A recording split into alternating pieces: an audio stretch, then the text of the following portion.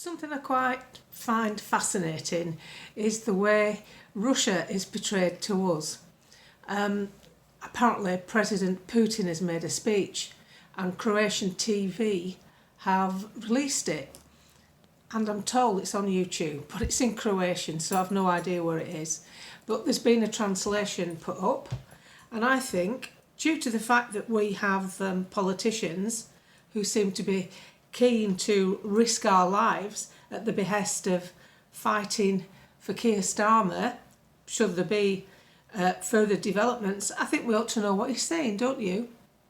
Now, I've been posting about Russia since 2016, since the Chinese were sat on their aircraft carrier in the Gulf. And the Chinese were sat there as backup for President Putin because he was chomping at the bit to go in, because basically negotiations to lease a seaport had fallen through because the neocons had gotten involved with Ukrainian politics, and a democratically elected leader was overthrown.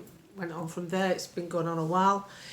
If you get the opportunity, Google Jeffrey Sachs United Nations address re-Ukraine. It's on YouTube and it's all laid out in chronological order for you.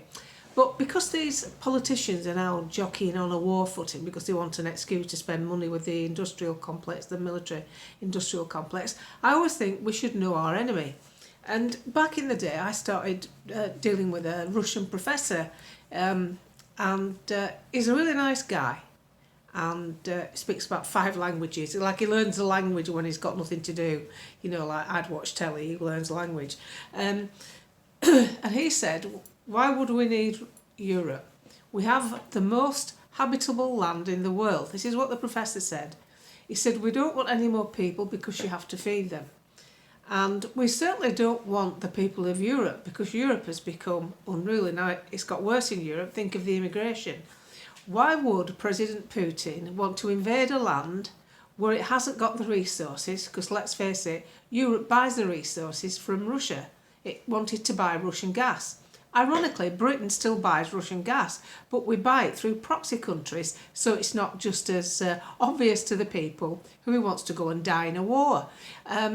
Because would you feel like going to die in a war and throw yourself on the Ukrainian body pile when you know that your country's actually still buying gas from them? It's just madness. So I've always thought, yeah, that makes sense to me. He's got the most habitable land. That's a massive deal. He doesn't want any more mouths to feed, and Europe's a bit of a mess. You're just taking over what has been allowed to decline by the same politicians that are encouraging you to accept a war. So it all ties together. That was back in 2016. There's videos I did. We don't want war with Russia. Nobody wants war with Russia. And I did that when the Obama administration was in. So I've got a long history of trying to fight this. So here's the transcript of what Putin had to say, bearing in mind all the stuff I talked about Russia not wanting to come into Europe. Then add to that, imagine if he did invade Europe today. What does he get? He gets massive immigration problems, and these places he's going to infiltrate, which I think is absolutely rubbish. They've got defecating on the streets, knife attacks, sexual offences, people sleeping rough all over the place, drug problems. This is stuff that gets policed in Russia, because they spend money on the police force. So if you do anything wrong in Russia, you'll get a visit from the police. Ironically, in this day and age, Great Britain has more people arrested for speech, for free speech, than Russia. There are more people in jail in Britain. I think it's 3,000, and there's only 400 in Russia. That tells you a lot, doesn't it? So I'm going to read you out the transcript of this speech in the interest of being transparent. Putin was allowed to speak on Croatian TV. What did he say? He addressed the Europeans. Russia has never been and will never be your enemy. We do not want European raw materials and wealth. We have our own. We absolutely do not need your raw materials. Russia is the richest country in the world in terms of raw materials. We do not want your land or your territory. Look at how wide Russia is on the map. Russia is twice the size of the whole of Europe in one place. What would we need your land for? What would we do with it? Why do you think Russia is an enemy of Europe? What damage has Russia done to you? We have sold you gas and raw materials at lower prices than the prices you are paying from your friends and that they're currently selling to you. Did Russia sacrifice 20 million people in World War II to get rid of the Nazis? Yes. Was Russia the first country to help Europe during the COVID pandemic? Yes. Did we help Europe when there were fires and natural disasters? Yes. What has Russia done to you that you hate it so much? Russia is not your enemy. Your real enemy are your leaders, those who lead you.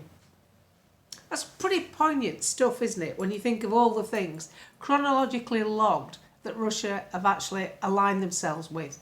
Bearing in mind, Russia has wanted to join NATO but been refused because, let's face it, to keep making weapons you need someone to fire them at. And basically the world generally has been at peace, aside from a few hotspots in the Middle East, which will always be like an inferno as far as war is concerned, because they can't agree with each other, let alone outside forces.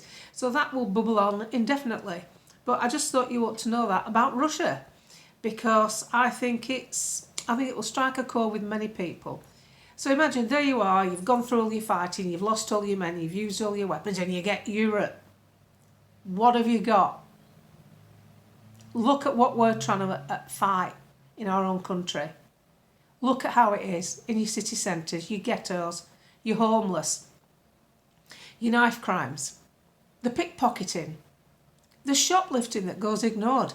Do you think Putin wants a society that's allowed itself to decline like that? I don't think he does.